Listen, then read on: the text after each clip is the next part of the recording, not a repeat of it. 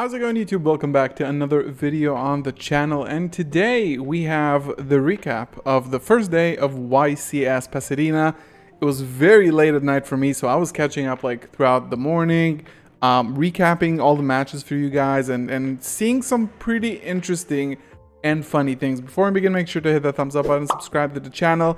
We are, of course, you're watching this as you're preparing to watch day 2, and day 1 was interesting, funny at times, and I think like kind of predictable as well with all the Shizu tournaments. So before we go into the match by match breakdown that I'm gonna run through, a few things that I noted down to myself about the first day. So I think that the first thing that I had in mind was the commentators. I know that obviously Billy Brake is a very known figure, former professional player.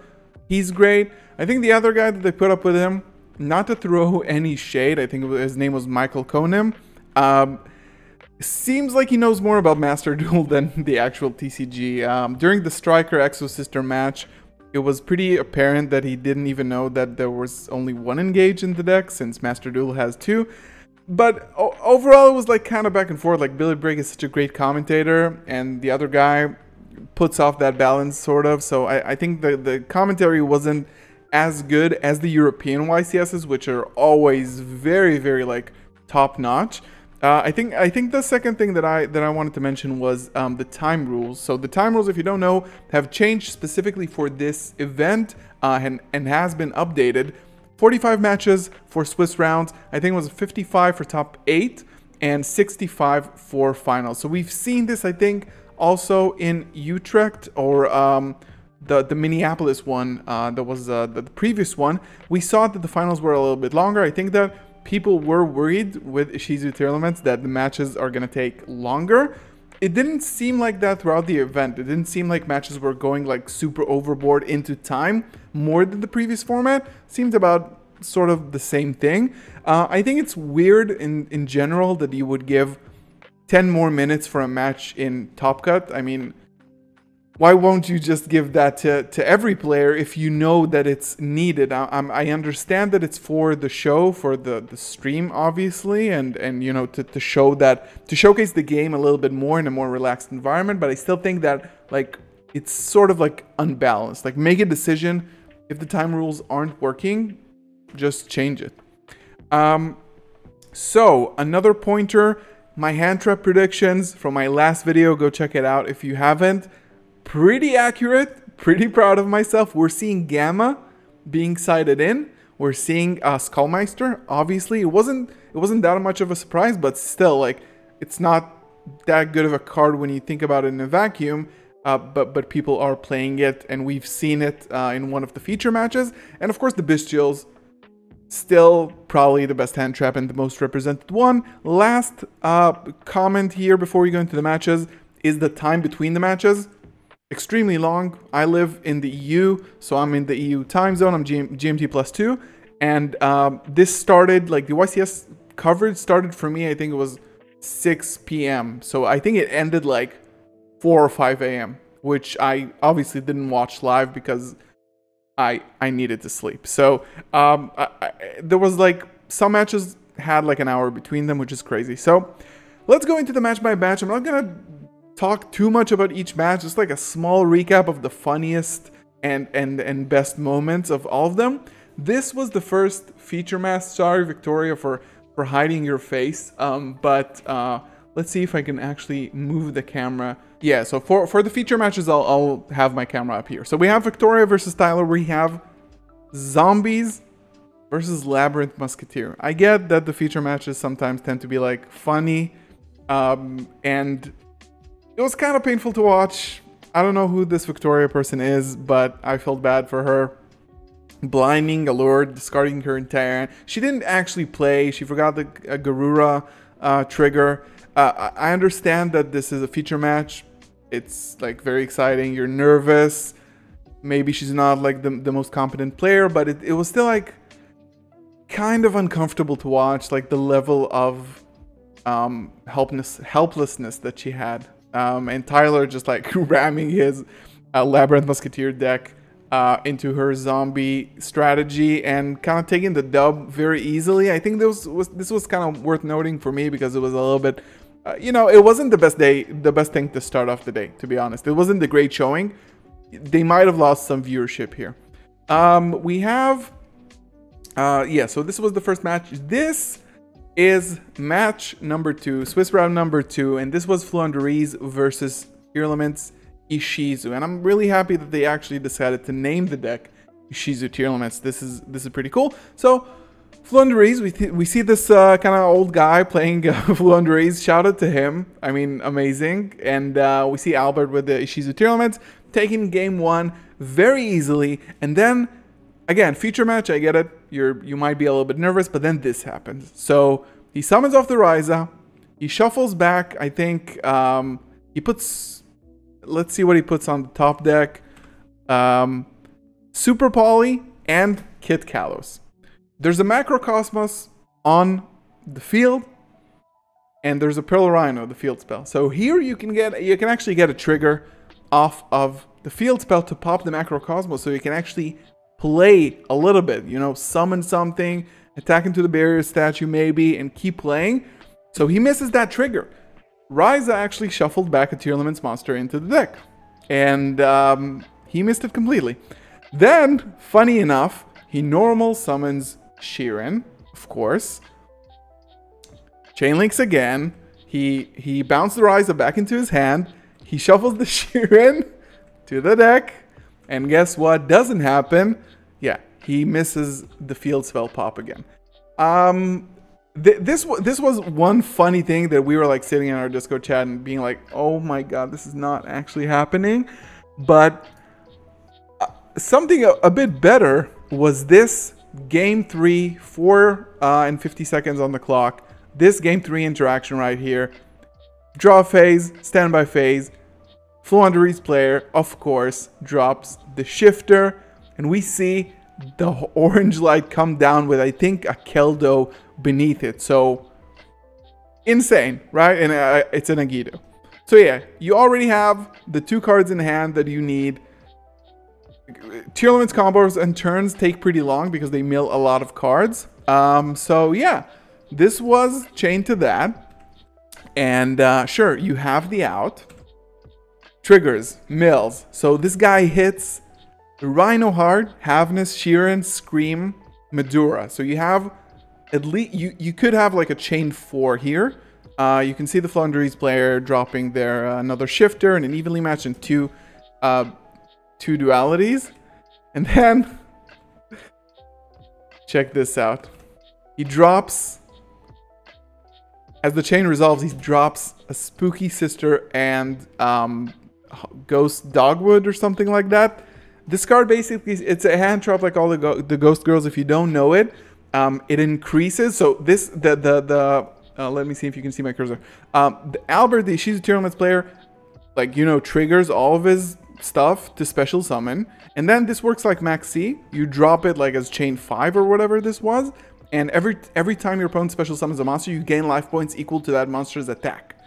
So in time, insane, right? So he had the shifter and he had the Dogwood. And this guy has a freaking called by. Unbelievable. And you would think that I was in so much pain watching this, but they actually end up drawing the match because of time. So this whole interaction took almost 2 minutes. Just that chain 1, chain 2, chain 3, chain 3, chain 5, chain 6 called by the grave. Insanity. Awesome gameplay here. This was a hilarious match. Match number 3, we have Bestial Sprite versus Adventurer Sprite. I think a few things cool worth noting here. Both of them playing a heavy Bestial engine, of course, because they're so good. Adventure stuff, pretty cool with Nimble Angler, so you can toss it with the off of the Fateful Adventure, trigger it, get 2 monsters on the board. You don't need to normal summon your beavers, which is really, really cool. And I really liked seeing that, even though it was kind of a boring mirror compared to a lot of other things, but still cool to see. Then here we see another side deck card that I mentioned, and we see it in action. Of course, evenly matched, being represented in a lot of decks here. which was, I think for me was obvious. But we also see the Sanctum.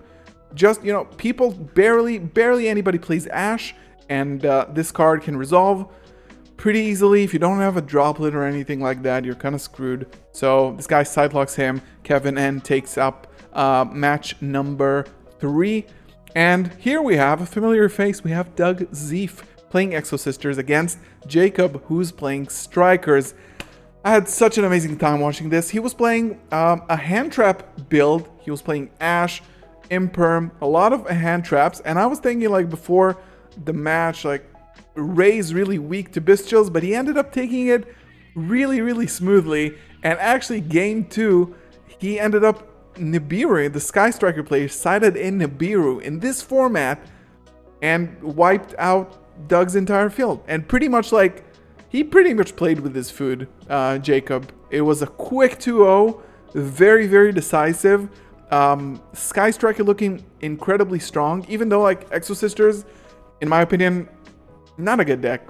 I mean, gets carried heavily by Shifter and Floodgates, but it was fun watching Linkage getting resolved.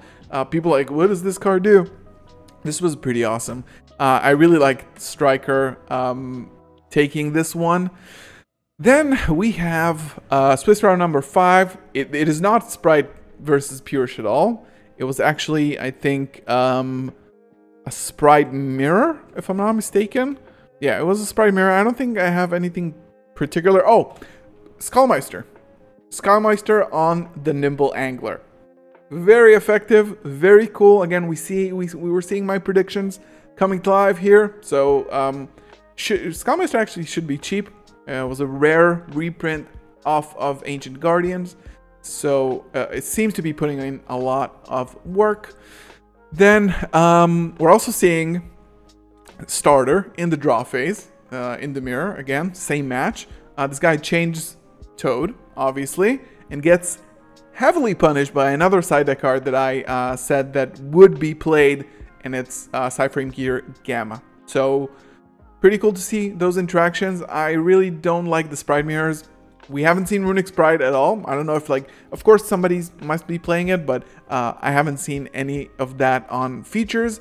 And yeah, so Sprite Mirror is kind of boring without Runic, to be honest. Here we have Elise and Charlie. Charlie went actually undefeated in day 1. He ended day 1 at the top place. Here, you know, it's again, these two round 6 and 7 were Shizu Tearlament Mirrors. Not much to say there. The deck is insane. Very powerful. It doesn't end on like crazy boards. Sometimes it does, but not usually. And it's usually enough just to put in like a Dweller or something like that. And yeah, we see Charlie here with 11,200 life points. Using the red resonator he brought off of the gigantic sprite, playing a little bit of a sprite engine here. You kind of love to see it. And again, games going the distance, but not as, you know, far as we would have thought they would. So red resonator, another side deck, actually a side deck card that I mentioned, still putting in the work because time is still a thing. Then we have another for Swiss round 7. We have another Shizu Tearlament's Mirror. We're seeing Tactics here. We're seeing Diviner here as well. Just like attacking with the monsters. Super Poly extends the hand. I think that's enough damage. And yeah, GG's there. And yeah, round 8. We have Shizu Tearlaments versus Bestial Dragon Link. You see a pretty insane board for the Shizu player here. You see Barone. So they might be actually playing Cartesia, sorry. Let's see in the graveyard if they are playing it. They are playing the Trap also. And there's a Thunder Dragon here. Yeah, for the Bestial Dragon Link player. So yeah. Kind of rambling on the last 3 matches because they weren't, I think, really that interesting. These boards are insane. Obviously, Shizu Tearlaments is pretty insane. From what I've seen, someone sent me a message on our friends chat group that said that out of, I think, the top 16 of day 1, there were 12 tier limit Ishizu players. So very, very highly represented, and not really surprising at that. So that was day 1 recap. Enjoy day 2. You're probably gonna watch it right after this, so have fun with that. We're gonna be recapping day 2 and the finals as well, I suppose tomorrow when you're watching this. And yeah, thank you so much for watching. As always, leave a thumbs up, subscribe if you are new. Go check me out on Twitter as well. Very close to 2,000 subscribers. Thank you guys so much. See you in the next one. Peace.